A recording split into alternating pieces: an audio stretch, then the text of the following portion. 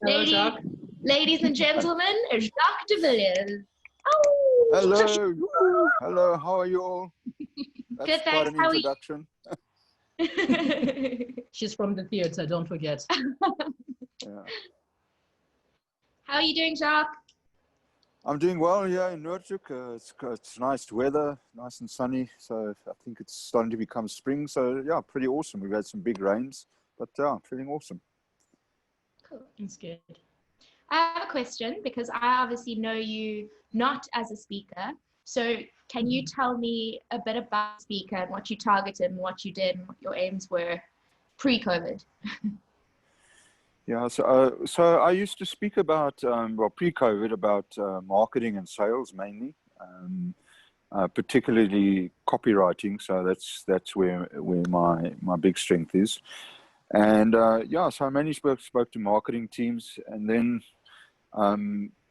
because I've studied neuroscience like everybody else, I had some ideas about how to how to speak to the brain so that people would buy. And so that was quite good. I've been in the industry about 20 years, so I've spoken quite a bit in that time. And now I've swung, sort of my side hustle has always been writing. So, and with COVID coming, it gave me an opportunity to swing into writing. And so I've been doing quite a bit of writing in the COVID times, mainly LinkedIn profiles and bios. And what I really want to do is write 1 or 2 memoirs for somebody. So we'll see how that works out. Awesome. And then I guess the follow-up question to that would be, what do you see for the future of the speaking industry? Well, I think right now, I mean, we're obviously going to do a lot of online speaking, so that's going to happen. So I think the speakers are going to have to become more proficient at online and you become more professional at it, because clients are still going to throw money at it. We don't know what our president is going to say at some stage, hopefully this week. But if we do go to level 2, we might be able to. We can have meetings now of less than 50, so it still is an option. But I think it seems like most people are going online. So I think this COVID is probably going to clean out the industry. Those who have been battling will probably not make it, and those that have got a good brand and have got a strong following, they're probably going to stick around for a while. But they also have to adapt quite quickly to this new world. So that's my take. Nice. And what has been inspiring you through the whole COVID, through the whole pandemic? What has been your one thing? It can even be 2 or 20. What has been your thing that you go to that inspires you pretty much every day?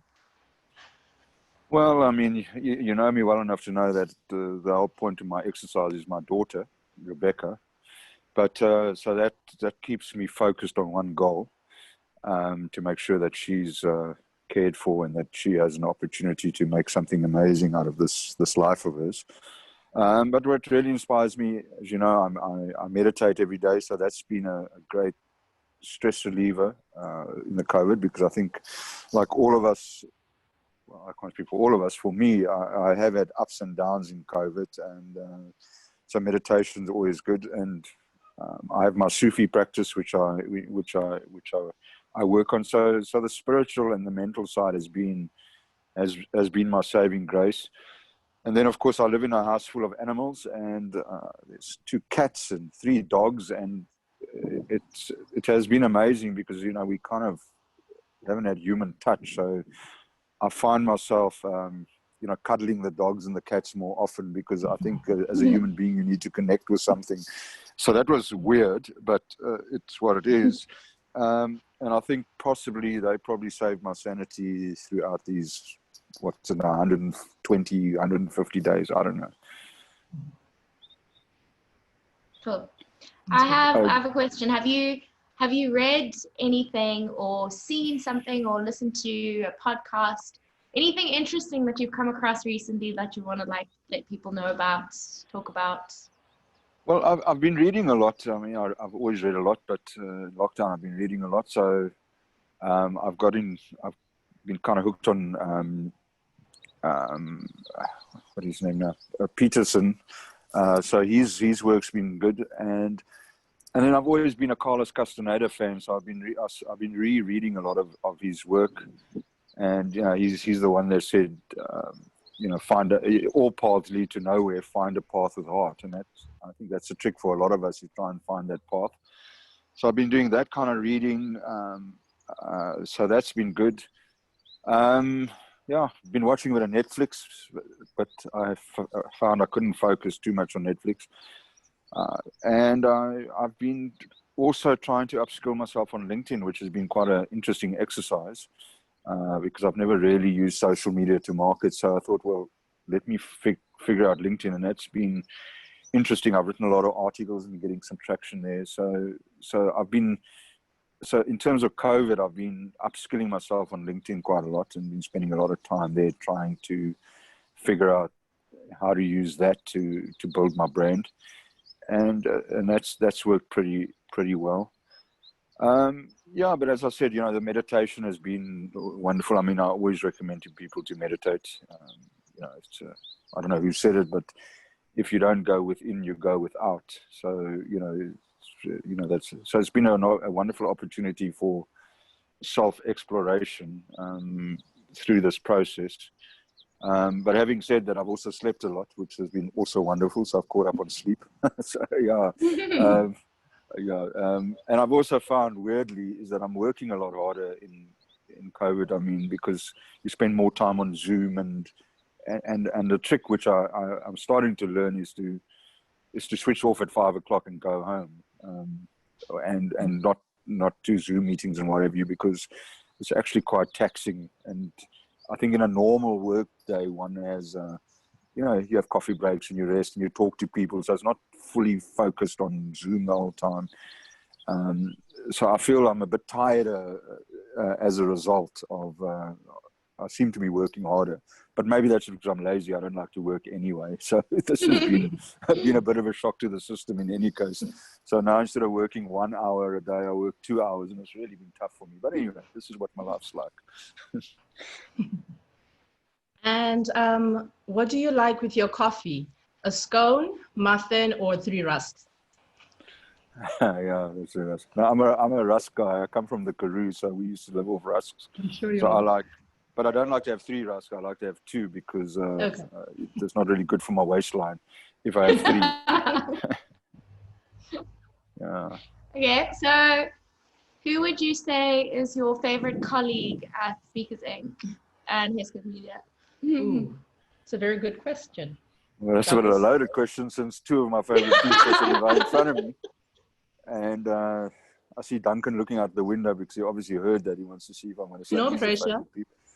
No pressure. So yeah, no, I mean, Bronwyn is my favorite peep, of course, but she's been a friend of mine since, I don't know, 23 years now. So that's always a non-negotiable. But That's a good answer. Yeah. Yeah, absolutely. But you two have become very close to me, so I'm very fond of both of you as well, because you make us laugh, and you make the office vibe really something worthwhile to come to. So thank you. Thanks, Jacques. We feel the same way about you. Yeah. Our sole rusk provider. A Rastafarian. Yeah, That's great. I do. I do like rusk, but I like to share rusks. That's true. And the last question that I've got is my favorite question, which is, if you were a crayon, was it a color? It was a crayon. If you were a crayon, Jacques, what color would you be and why? Lately I've been heading to pink, but that's probably not a good answer. So, but generally my color's always been blue. So it's kind of, I suppose blue is almost not my personality, because I have more of a warm personality, and I think blue, if I had to analyze this, try and give me a bit more control. It's more structured color. So blue. So I would paint the world blue. Why, I don't know. Maybe I'm like Picasso in his blue period, or whatever. So blue has always been my favorite color. Red I can't stand; it's too bright for me. Maybe because my disposition is more melancholic than Pollyanna and upbeat. So red I don't do. So yeah, so blue would be my color. So I'd make blue. But lately I've been going to pink, and Freud and Jung would have a field day with that, and they'd be fighting over themselves to get me on their couch to figure out why. But yeah, so that's my answer that I'm going to give you. Nice. Was that your last question? Yeah. Okay, so I also only have one more because we'll keep this nice and short. Obviously, we haven't been able to really travel much as of late, and I wanted to know if you had the ability right now to be able to travel or go somewhere, where would you choose and why would you choose that place? Well, that's an easy one. I'd always choose France or Italy because I'm like a kind of a flanier. I like to just sit around and drink coffee and talk to friends, and then I'd go right in Hemingway's cafe where he wrote in France. I do sometimes when I'm in France, but it's bloody expensive. So they obviously play on the Hemingway name. But yeah, I would definitely be in France, talking to friends, connecting, having coffee, and just shooting the breeze. That's where I would go. So I like France, and Italy is my second favorite. So I've got friends in Italy. So I try and get friends. I encourage my friends to immigrate so that I have holiday homes in every country. So that's how I get to stay for free. Good one. And you, Hannah? Where would you go and why? Where would I go? I love Zambia. Really? I love Zambia. Yeah, I spent quite a lot of time there as a child and I haven't been there for years and I miss it. And it's a beautiful place, beautiful people. So I think that's where I would jump across to. That's nice. And you? And you, Michelle? Oh. Some island. I'll look for some island that has No people. no people. Please, maybe just monkeys and pet pigs. But yeah, just an island anywhere. Yeah, it's a good one. Cool. Well, thank you for talking to us, Thank you Jacques. so much, Jacques. It's my pleasure. Thank you, girls. I will see you in about 10 minutes. I'm just coming from my outside office and I'll be back in the office soon. And I believe we're getting pizza and that's going to be amazing. That's what we do on Fridays. Eat pizza. You. Festive Friday. Okay. Cool. See you later, Jacques. Bye. Bye. Bye.